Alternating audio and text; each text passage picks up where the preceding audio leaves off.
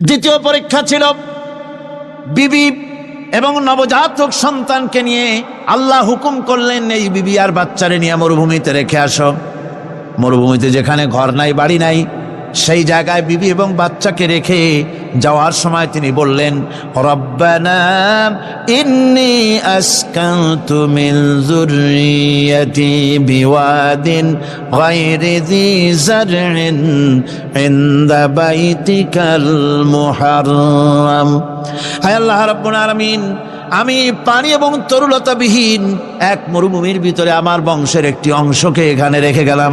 তোমার ঘরের কাছে পুনর্বাসিত আমি তাদের কাছে, এই ঘরের কাছে, সম্মানিত ঘরের কাছে রেখে গেলাম। পরীক্ষায় তিনি পাশ করলেন।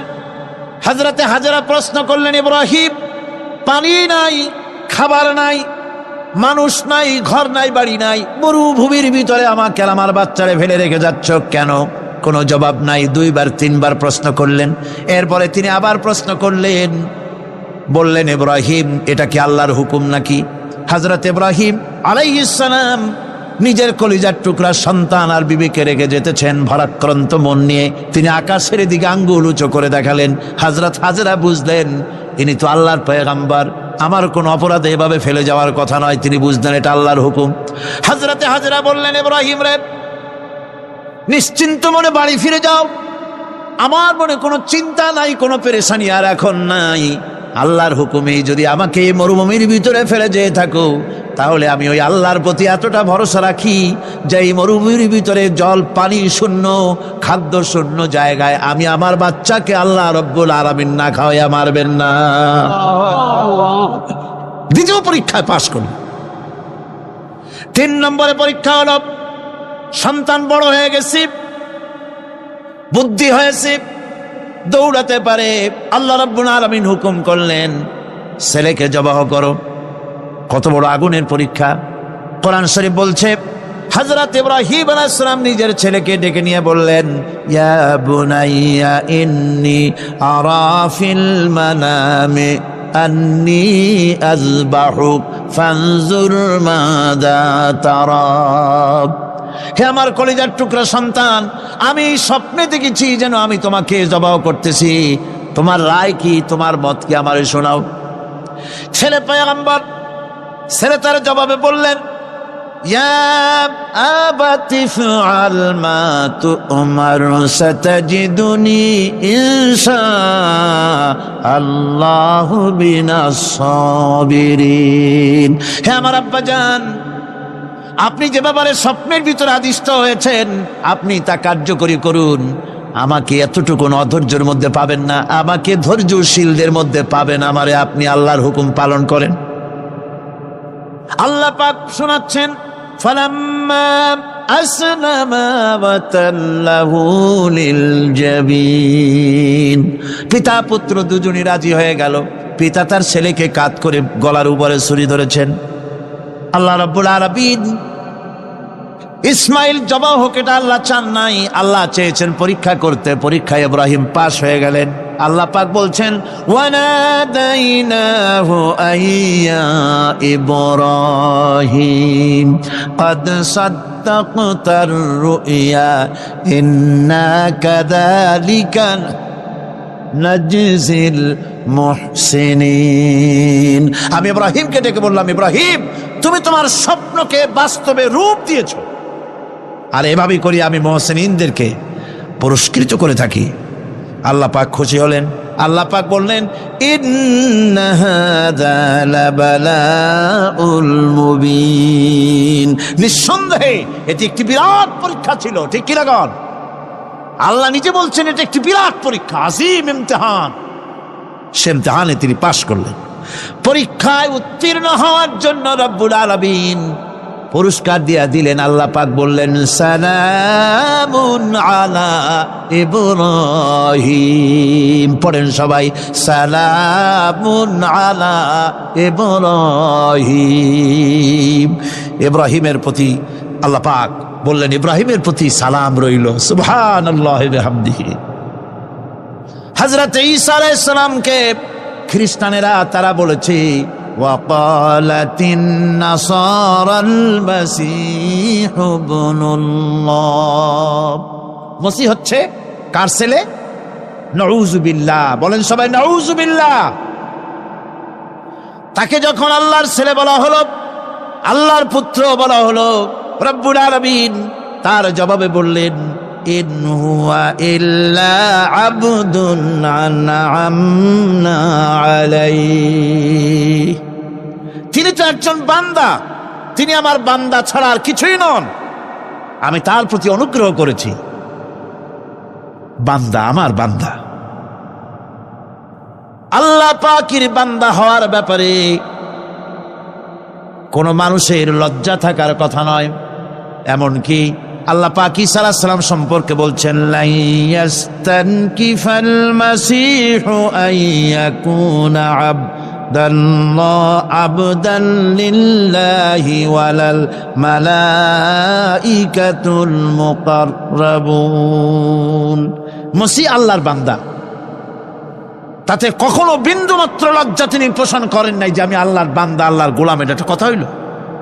এরকম লজ্জা তিনি পোষণ করেনি। এমনকি তার নিকটবর্তী ফেরেশতা যারা, তারাও আল্লাহর বান্দা গোলাম হওয়ার জন্য তাদের ভিতরে কোনো লজ্জা নাই।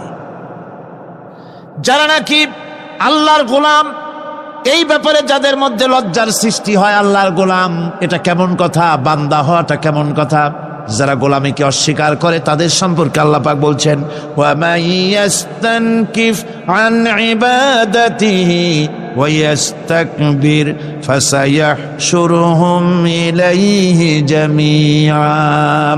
কেউ যদি আল্লাহর বন্দেগী করার ব্যাপারে লজ্জা পোষণ করে, যদি লজ্জার কারণ মনে করে, অহংকার করে, গৌরব করে, তাহলে তারা পালাবে কোথায়, যাবে কোথায়? আমি কিয়ামতের দিন সবগুলিকে এক জায়গায় করে ফেলবো। সুতরাং আল্লাহ পাকের গোলামিতে আল্লাহ যে বান্দা বলে যখন ডাকেন, লজ্জার কোনো কারণ নাই। অহংকার যে করবে সে নিজেকে ধ্বংস করবে।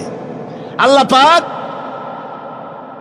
সব নবীদেরকে নিজের বান্দা বলেছেন। নবীরা কি আল্লাহ পাকের বান্দা। হযরত ইউসুফ আলাইহিস সালাম সম্পর্কে আল্লাহ পাক বলছেন, কাযালিকা লিনাসরিফা আনহু আস-সুআ ওয়াল ফাহশা ইন্নাহু মিন ইবাদিনাল মুখলাসিন। এরূপই ঘটল যাতে আমি ইউসুফ আলাইহিস সালামকে, আমার বান্দা, তাকে আমি নির্লজ্জতা ইত্যাদি থেকে আমি রক্ষা করেছি। নিশ্চয়ই হযরত ইউসুফ ছিল আল্লাহ পাকের বান্দা, আল্লাহ পাকের আব্দ। রাসূল করিম সাল্লাল্লাহু আলাইহি ওয়াসাল্লাম তিনি হচ্ছেন সর্বশ্রেষ্ঠ আল্লাহর পয়গম্বর। তার থেকে শ্রেষ্ঠ নবী আর কি কেউ আছে? জোরে বলেন, আছে? তার থেকে মাহবুব, তার থেকে শ্রেষ্ঠ আল্লাহর কাছে আর কেউ নাই। সেই নবীকে আল্লাহ রাব্বুল আলামিন কোরআনে কারীমের ভিতরে তাকে আব্দ বলেছেন। কি বলেছেন?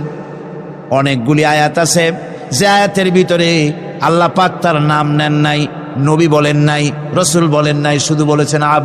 যেমন ফাআওহা ইলা আবদিহি মা আওহা, অতঃপর তার বান্দার নিকট যা ওহী করার ছিল তা তিনি করলেন। সেই বান্দাকে মুহাম্মদ সাল্লাল্লাহু আলাইহি ওয়াসাল্লাম।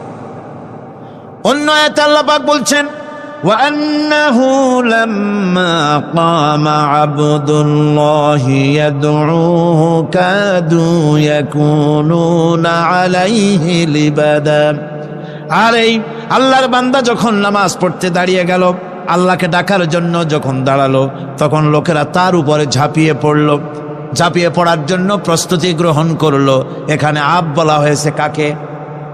মুহাম্মদ সাল্লাল্লাহু আলাইহি সাল্লামকে।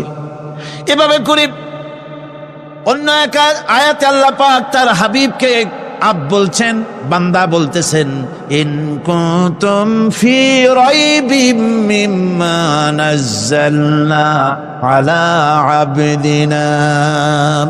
আমার বান্দার উপরে যে কিতাব নাজিল করেছি তাতে যদি তোমাদের কোনো সন্দেহ হয়, এই যে আমার বান্দার উপরে, ওই বান্দাকে বলেন সবাই, মুহাম্মদ রাসূলুল্লাহ সাল্লাল্লাহু আলাইহি ওয়াসাল্লাম।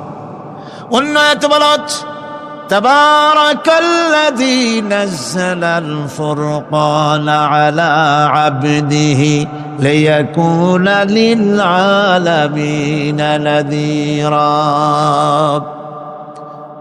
অতীব বরকতপূর্ণ সেই মহান সত্তা যিনি তার বান্দার উপরে ফুরকান নাজিল করেছেন। কে সেই বান্দা? মুহাম্মদ সাল্লাল্লাহু আলাইহি ওয়াসাল্লাম। মেরাজের ঘটনা বলতে গিয়ে আল্লাহ রাব্বুল আলামিন বলতেছেন, সুবহানাল্লাযী আসরা বিআবদিহি লাইলাম মিনাল মাসজিদিল হারামি ইলাল মাসজিদিল আকসা। পবিত্র সেই মহান সত্তা যিনি তার বান্দাকে ইসরা করিয়েছেন। কে সেই বান্দা? মুহাম্মদ রাসূলুল্লাহ সাল্লাল্লাহু আলাইহি ওয়াসাল্লাম। সুতরাং আবদিয়াত, ইবাদত, গোলামি, এটা হচ্ছে মানুষের জীবনের সবচেয়ে বড় মর্যাদাকর খেতাব আল্লাহর পক্ষ থেকে আল্লাহর বান্দা হওয়া। গোলামি পরিপূর্ণরূপে হবে কেবলমাত্র আল্লাহ পাকের। এই গোলামির জন্যই আল্লাহ পাক আমাদেরকে সৃষ্টি করেছেন, অন্য কোনো কাজে আমাদেরকে সৃষ্টি করেন নাই। সেই জন্য আমাদেরকে গোলামি করতে হবে, আনুগত্য করতে হবে কেবলমাত্র কার বলুন তো? এই গোলামি যদি সঠিকভাবে করি, যদি বান্দারা যারা আল্লাহ পাকের বান্দা বলে গোলাম বলে নিজেদেরকে দাবি করে, যদি সঠিকভাবে ইবাদতটা করা যায়, তাহলে আল্লাহ তাদের জন্য কি ওয়াদা করেছেন শুনুন। দুনিয়ায় তাদেরকে আল্লাহ পুরস্কার দেবেন, আখেরাতেও দেবেন। এটা বন্ধ করুন। দুনিয়া এবং আখেরাতে আল্লাহ পুরস্কার দেবেন। সে পুরস্কারটা কি? দুনিয়ার পুরস্কারটা আগে শোনেন। আল্লাহ পাক বলেন, যারা আমার ইবাদত করবে তাদের ব্যাপারে আমার ওয়াদা শোনো। ওয়াদাল্লাহুল্লাযীনা আমানু ওয়া আমিলুস সালিহাতি লায়াস্তাখলিফান্নাহুম ফিল আরদি কামাস্তাখলাফাল্লাযীনা মিন ক্বাবলিহিম। তোমাদের মধ্যে যারা ঈমান এনেছে এবং সৎ কাজ করেছে, আল্লাহ রাব্বুল আলামিন তাদের ব্যাপারে আল্লাহর ওয়াদা হচ্ছে, আল্লাহর প্রতিজ্ঞা হচ্ছে, আল্লাহ ওয়াদা করতেছেন তাদেরকে জমিনের উপরে প্রতিষ্ঠিত করবেন।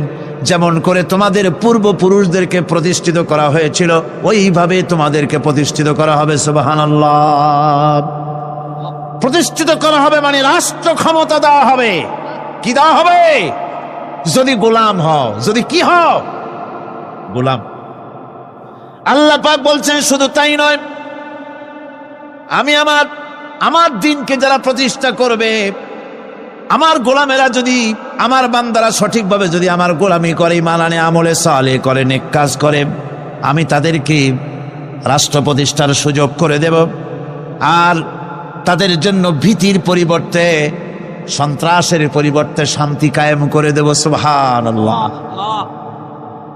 وَلَيُمَكِّنَنَّ لَهُمْ دِينَهُمُ الَّذِي ارْتَضَىٰ لَهُمْ وَلَيُبَدِّلَنَّهُم مِّنْ خَوْفِهِمْ أَمْنًا। তাদের দিনকে তারা নিজেদের জন্য যা পছন্দ করেছে অবশ্যই তিনি তা কায়েম করে দিবেন, এবং সন্ত্রাস আর ভীতির পরিবর্তে আল্লাহ নিরাপত্তা দান করবেন। জোরে কোন সুবহানাল্লাহ। সন্ত্রাস বন্ধ হবে, চুরি, ডাকাতি, জেনা, ব্যভিচার সব বন্ধ হয়ে যাবে।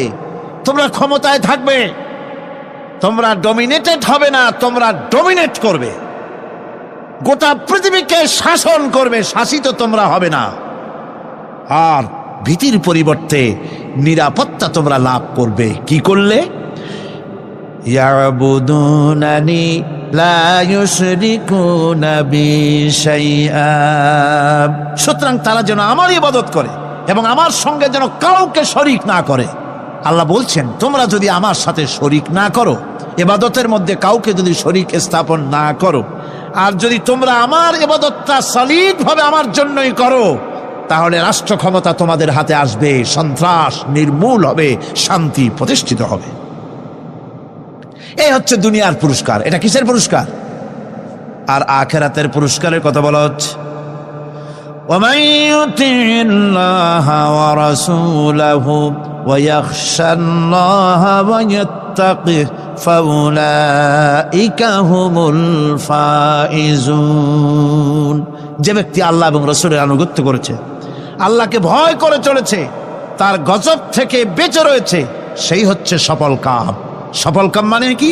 কিয়ামতের দিন আল্লাহ পাক তাদেরকে জান্নাত দান করবেন। আল্লাহ পাক তাদেরকে কিয়ামতে কি দিবেন? জান্নাত দিবেন, চিরস্থায়ী শান্তির জায়গা, সেই জান্নাত লাভ করা যাবে। আজ ইবাদতের এই যে গুরুত্বপূর্ণ ইবাদত, এই ইবাদতের ভুল অর্থ সমাজের ভিতরে ছড়িয়ে আছে। সাধারণ মানুষও ভুল করেছে, অসাধারণ মানুষেরাও ইবাদতের ভুল অর্থ করে ভুলের মধ্যে নিমজ্জিত আছে বিরাট সংখ্যক লোকেরা। সাধারণ মুসলমানেরা তারা যে ভুলটা করলো ইবাদতের অর্থ করতে গিয়ে, সেটা হলো এই, সাধারণ লোকেরা মনে করলো কয়েকটা অনুষ্ঠানের নাম হচ্ছে ইবাদত, নামাজ, রোজা, হজ, যাকাত, সাদকা, ফিতরা, এর নাম হলো ইবাদত। অনুষ্ঠান শেষে তারা নিজেদেরকে স্বাধীন মনে করল। তারা আল্লাহ পাকের প্রত্যেকটি আইনের ধারাকে লঙ্ঘন করল। বছরে একবার রোজা রেখে, বছরে 1 মাস রোজা রেখে মনে করলে ইবাদত শেষ। 5 ওয়াক্ত নামাজ পড়ে মনে করলে ইবাদত শেষ। আমি প্রশ্ন করি, 5 ওয়াক্ত নামাজের নামই যদি হয় ইবাদত, 5 ওয়াক্ত নামাজের নামই ইবাদত, এটাই যদি হয়, তাহলে 5 ওয়াক্ত নামাজ পড়তে সময় লাগে কত? উজু টুজু করে বড় জোর 1-1.5 ঘন্টা সময় লাগে 5 ওয়াক্ত নামাজ পড়তে। তো এর নাম যদি হয় ইবাদত, তার অর্থ কি দাঁড়াবে? অর্থ দাঁড়াবে আপনি 24 ঘন্টার ভিতরে 1 থেকে 1.5 ঘন্টার জন্য আল্লাহর গোলাম, বাকি 22 ঘন্টার জন্য শয়তানের গোলাম হতে কেউ রাজি আছেন? রোজার নামই যদি হয় শুধু ইবাদত, তাহলে তার অর্থ দাঁড়াবে বছরের ভিতরে 1টা মাসের জন্য আপনি আল্লাহর গোলাম, আর 11 মাসের জন্য শয়তানের গোলাম হতে কেউ রাজি আছেন? তাহলে বিষয়টা কি? বিষয়টা হচ্ছে নামাজ, রোজা, হজ, যাকাতি শুধুমাত্র ইবাদত নয়, আনুষ্ঠানিক ইবাদত তো বটেই, কম্পালসারি ইবাদত তো বটেই, কিন্তু শুধুমাত্র নামাজ, রোজা, হজ, যাকাত ইবাদত শুধুমাত্র নয়, এগুলি হচ্ছে ইবাদতের পার্ট, ইবাদতের অংশ। বরং জীবনের সব ক্ষেত্রে আল্লাহর হুকুমকে মানার নামই হচ্ছে, ভাইরা আমার, একদিকে নামাজ রোজা করছে, অন্যদিকে আল্লাহর আইনের প্রতিটি ধারাকে লঙ্ঘন করে চলছে, মিথ্যা ওয়াদা করে, মিথ্যা কথা বলে, সুদ খায়, ঘুষ খায়, জেনা করে, এরপরে অন্যের হক নষ্ট করে, প্রতিবেশীর হক নষ্ট করে, হারাম মাল খায়, হকদারের হক নষ্ট করে, প্রতিবেশীর হক নষ্ট করে, জিন্দা মুর্দা মানুষকে নিজের জন্য শক্তিধর বলে মনে করে, 1 টুকরা রুটির জন্য অথবা 1 ফোঁটা 1 ঘটি পানির জন্য কাফেরের কাছে হাত পেতে দাঁড়ায় থাকে। এই যদি অবস্থা হয়, এটাই যদি হয় ঈমান, আর এটার নামই যদি ইবাদত হয়, তাহলে এই পৃথিবীর মুসলমানের আজ লাঞ্ছিত কেন? আল্লাহর ওয়াদা কি মিথ্যা? নাউযুবিল্লাহি মিন যালিক। আমাদের ইবাদত যদি ঠিক হয়, যদি সত্যিকারের ইবাদত যদি আমরা করে থাকি, তাহলে ক্ষমতায় ইমানদারেরা নাই কেন? বিশ্বজুড়ে মুসলমানেরা লাঞ্ছিত কেন? তাহলে বুঝতে হবে ইবাদতের মধ্যে বিরাট গরমিল করে ফেলেছি, ঠিক কিনা? লক্ষ্য করুন, যেই লোকটা হজ করতেছে, উমরা করতেছে, নামাজ পড়তেছে, মসজিদ মাদ্রাসায় চান্দা দিতেছে, ওই লোকটি আবার ব্যাংকের থেকে সুদের টাকা নিয়ে ব্যবসা চালাইতেছে। ব্যবসা ঠিক রাখার জন্য, ইনকাম ট্যাক্স ফাঁকি দেওয়ার জন্য ব্যবসায়ীরা 2 ধরনের 3 ধরনের খাতা মেনটেন করছে। কথা ঠিক কিনা? মিথ্যা কথা বলছে, ঘুষ দিতেছে, বেশি করে বিদ্যুতের বিল যাতে না আসে সেজন্য যারা বিদ্যুৎ লাইনে আছে তাদেরকে পয়সা দিয়ে ম্যানেজ করতেছে, ঠিক কিনা? আমি পার্লামেন্টে বলেছি বিদ্যুৎ বাইরের থেকে আনতে হবে না, ঘুরে ঘুরে আবার বিদ্যুতের কথা আসলো। বিদ্যুৎ আনা লাগবে না, কারণ আমার দেশের চাহিদা হচ্ছে 2500 মেগাওয়াট, সেখানে 1800 মেগাওয়াট আমাদের আছে। আরেকদিকে 4টা বিদ্যুৎ প্রকল্প বন্ধ হয়ে আছে। ওই 4টি বন্ধ হওয়া প্রকল্প যদি চালু করা যায়, তাহলে 2900 মেগাওয়াট বিদ্যুৎ উৎপাদিত হতে পারে বলে বিশেষজ্ঞরা বলেছেন। তাহলে আমাদের উদ্বৃত্ত 400 মেগাওয়াট থেকে যাবে। এইটা কি বাইরের থেকে আনার কোনো দরকার নাই। বিদ্যুতের অপচয় বন্ধ করুন, বিদ্যুতের চুরি বন্ধ করেন। মিল কল কারখানা যাদের আছে, লক্ষ লক্ষ টাকা বিদ্যুৎ বিল হয়, কিন্তু লাইনম্যানদের সঙ্গে ম্যানেজ করে গভর্নমেন্টকে ফাঁকি দেওয়া হচ্ছে, ঠিক কিনা? তোমার নামাজের দাম কি? তোমার হজের 4 পয়সা দাম নাই। তুমি রাষ্ট্রকে ফাঁকি দিয়েছ, তুমি জনগণকে ফাঁকি দিয়েছ, তুমি দেশের শত্রু। টেলিফোনে বিল হাজার হাজার টাকা, লাখ টাকার বেশি বিল হয়, লাইনম্যানের সঙ্গে ম্যানেজ করে 500, 700, 2000 টাকা দিয়ে সারিয়ে দেয়, ঠিক কিনা? এরা জাতির শত্রু, দেশের শত্রু। এদেরকে ফায়ারিং স্কোয়াডে নিয়ে ক্রাশ ফায়ার করে উড়ায় দেওয়া উচিত। এরা দেশের দুশ্মন। আজ সিস্টেম লসের নাম দিয়া বিদ্যুৎ চুরির আরেক ব্যবস্থা করা হয়েছে। সিস্টেম লস করে ওনারা নিজেরা, আর এর ভোগান্তি জনগণকে করতে হয়। কসাইয়ের মতো ছুরি দিয়া জবাও করে জনগণের কাছ থেকে সিস্টেম লসের চার্জ আদায় করা হয়। আমি পার্লামেন্টে বলেছি, মাননীয় স্পিকার, সিস্টেম লস এই নামটা উঠায় দেন, এই প্রথা বন্ধ করে দিন। বিদ্যুৎ ধার করা লাগবে না, আল্লাহ আমাদের দেশে যথেষ্ট দিছে, কোনো জিনিসের অভাব নাই। এখানে গ্যাস আছে, তেল আছে, বিদ্যুৎ আছে, পাট আছে, চা আছে, নাই কি? অন্তত 8.5 কোটি টাকার কাগজ গুদামের মধ্যে বন্দী হয়ে আছে। ভারতকে ক্ষতি করার জন্য সে দেশ থেকে কাগজ এনে খবরের কাগজ ছাপানো হচ্ছে, আর 8.5 কোটি টাকার কাগজ নষ্ট হয়ে যাচ্ছে, আমার দেশের কাগজ। সুতরাং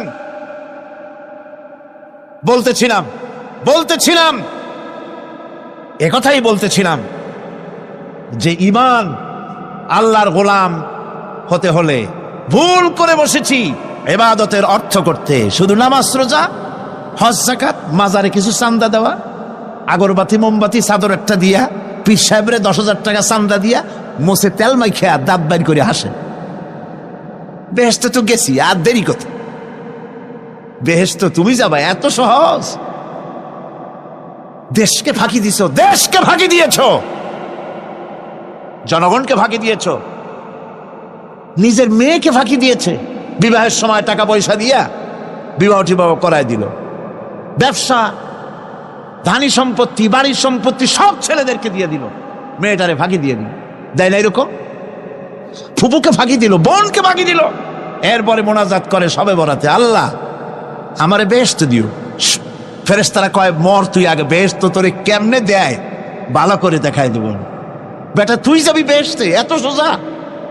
ওটা মামু বাড়ির বারান্দা নাকি? এত সহজ নয়। সুতরাং সাধারণ মানুষ মারাত্মক ভুল করেছে এখানে। নামাজ, রোজা, হজ, যাকাত ইবাদত, আর কিছু কি ইবাদত মনে করে নাই? আপনার চাকরি আপনার ইবাদত, চাকরিতে ফাঁকি দেওয়া যাবে না। আপনি সুস্থ মানুষ, মেডিকেল লিভ নিয়ে ওয়াজ মাহফিল অথবা কোনো ইজতেমায় যাওয়া যাবে না, কোনো চেল্লা দিতে যাওয়া যাবে না। মেডিকেল লিভ নিয়ে আপনি সুস্থ মানুষ, কেন আপনি মেডিকেল লিভ নিচ্ছেন? আপনি ফাঁকি দিতে পারবেন না। সরকারি চাকরি করেন, মিল কল কারখানায় চাকরি করেন, ফরজ নামাজ পড়েছেন ভালো কথা, সুন্নাত পড়েছেন ভালো কথা, নফল পড়বেন না। জোহরের নফল পড়া বাদ দিন। যদি আপনি চাকরিজীবী হন, চাকরি করেন, ওটাই ইবাদত। এর নাম ইসলাম, এর নাম ইসলাম। গভর্নমেন্ট যে বেতন দেয় সেই বেতনের উপরে সন্তুষ্ট থাকুন, ঘুষ খাইয়েন না। যদি বেশি বেতন লাগে গভর্নমেন্টের কাছে দাবি জানান যে আমাদের বেতন বাড়ায় দাও। ঘুষ খাবেন কেন? হারাম। জোরে কোন এটা কি? এই ঘুষের টাকা মাজারে দিয়া, পীরেরে দিয়া আল্লাহরে খুশি করবেন, এত সহজ না, এত সহজ না। সেই জন্য আমি সব ভাইদের খেদমতে আরজ করব, ইবাদত হচ্ছে জীবনের সব ক্ষেত্রে গোলামি, সকল ক্ষেত্রে গোলামি। চাকরিতে, অফিসে, আদালতে, কলকারখানায়, ক্ষেত খামারে, পার্লামেন্টে, সেক্রেটারিয়েটে, সেনানিবাসে, স্কুলে, কলেজে, বিশ্ববিদ্যালয়, সর্বত্র গোলামি কার? আল্লাহ পাকের। রিজকে হালাল করতে হবে, উপার্জনকে হালাল করতে হবে, সত্যিকারের আল্লাহর গোলাম হতে হবে। এক্ষেত্রে ইবাদতের অসাধারণ ব্যক্তি যারা, তারাও এক শ্রেণীর অসাধারণ ব্যক্তিরাও ভুল করে বসছেন। তারা যে ভুলটা করলেন ওটা হচ্ছে, তারা তাসবিহ, জায়নামাজ, খানকাহ, হুজরাখানা এর ভেতরে বসে জিকির আজগার করাটাকেই জীবনের জন্য আল্লাহর ইবাদত মনে করে নিলেন। আল্লাহর বান্দারা যখন অনাচার ব্যভিচারে লিপ্ত, আল্লাহর আইনের পরিবর্তে যখন মানুষের তৈরি করা আইন চলছে, চেচনিয়া বসনিয়া যখন মানুষদেরকে জবাও করা হচ্ছে, বসনিয়ার মুসলমান সন্তানদেরকে যখন জবাও করা হয়, কাশ্মীরের স্বাধীনতাকামী মুসলমানদের অধিকার হরণের জন্য তাদের উপরে যখন বন্য হায়নার মতো পশুর মতো যখন ভারতীয় শত্রু সৈন্যরা যখন হামলা চালায়, সোমালিয়ার মানুষগুলি যখন না খেয়ে তাদের হাড় পাঁজরার হাড়গুলি যখন বেরিয়ে যায়, তখনও যদি আপনি খানকার ভেতরে থেকে তসবি পড়েন আর তাহাজ্জুদের নামাজ পড়ে কপালে দাগ লাগান, এই অন্যায়ের বিরুদ্ধে যদি সোচ্চার না হন, আপনার এই তসবির কোনো দাম নাই। আপনাকে সোচ্চার হতে হবে, আপনাকে অন্যায়ের বিরুদ্ধে খাড়া হতে হবে। একদিকে তাহাজ্জুদের নামাজ তো পড়বেনই, জিকির তো করবেনই, কোনো সন্দেহ নাই। আর একদিকে সিংহের মতো অন্যায়ের বিরুদ্ধে গর্জে উঠতে হবে। তাতে যদি প্রয়োজন হয় মুজাদ্দেদ আল ফেসানির মতো কারারুদ্ধ হল না কেন, সেটাই কিসমত, সেটাই তকদীর। হক কথা বলতে হবে। এই জন্য আমার বারবার মনে পড়ে আজকের এক শ্রেণীর লোক আমাদের দেশে এক শ্রেণীর লোক বাইরের থেকেও আসে, বিদেশ থেকেও আসে, নামের আগে আওলাদে রসুল লাগান। ফেদায়ে রসুল, মুজাহিদে মিল্লাত, আওলাদে রসুল। আজীব, তুমি আওলাদে রসুল যদি হবে, তাহলে তুমি যে দেশের মানুষ, সেই দেশে মুসলমানদের যখন জবাও করা হয়, পার্লামেন্টে কথা বলে বেরিয়ে আসো না কেন? তোমার জেল হয় না কেন? কংগ্রেসের সেন্ট্রাল বডির সদস্য হয়ে আওলাদে রসুল লাগাইয়া বাংলাদেশের রাজনীতিতে নাক গলাতে দেওয়া হবে না। এরা কংগ্রেসের পা চাটা গোলাম। এদেরকে চিনতে হবে, যারা আমার দেশে এসে মুসলমানদের মধ্যে বিভেদ সৃষ্টি করতে চায়। আমার মুসলমান ভাইয়েরা, সুতরাং আজকে আমাদেরকে বুঝতে হবে, নামের আগের 14 হাত লম্বা বিশেষণ দেখে ভুললে চলবে না। কথা মনে থাকবে, এরা কংগ্রেসের গোলাম।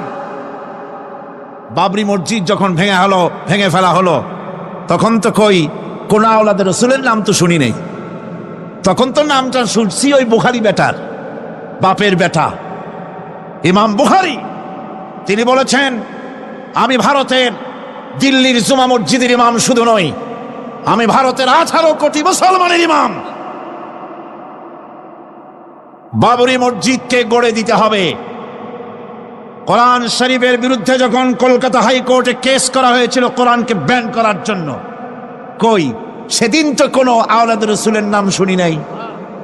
সেদিন তো ওই বুখারী বেটাই বলেছেন, ভারতের হাইকোর্ট থেকে কোনো জাজ, কোনো বিচারক যদি কোরআন শরীফ ব্যান করা হলে বলে এই কথাটি উচ্চারণ করে, তাহলে আমি তাকে পায়ের তলে পাড়িয়ে ধরে বাম হাত দিয়ে তার জিহ্বাটা টেনে ছিঁড়ে ফেলে দেব।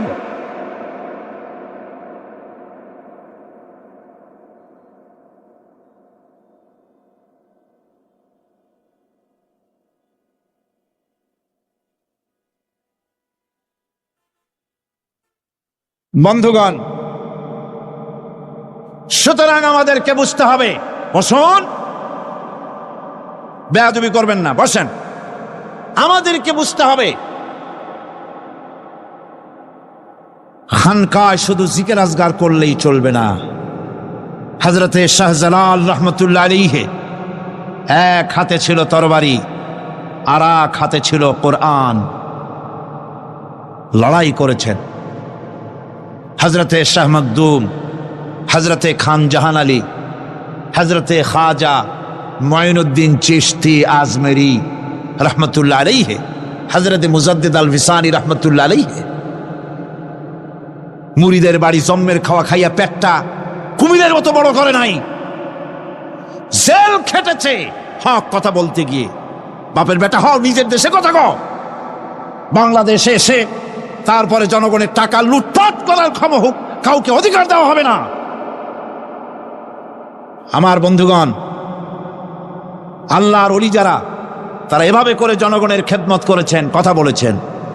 সুতরাং শুধু জিকির আজগার করলেই হবে না, হক কথা বলতে হবে স্পষ্ট করে।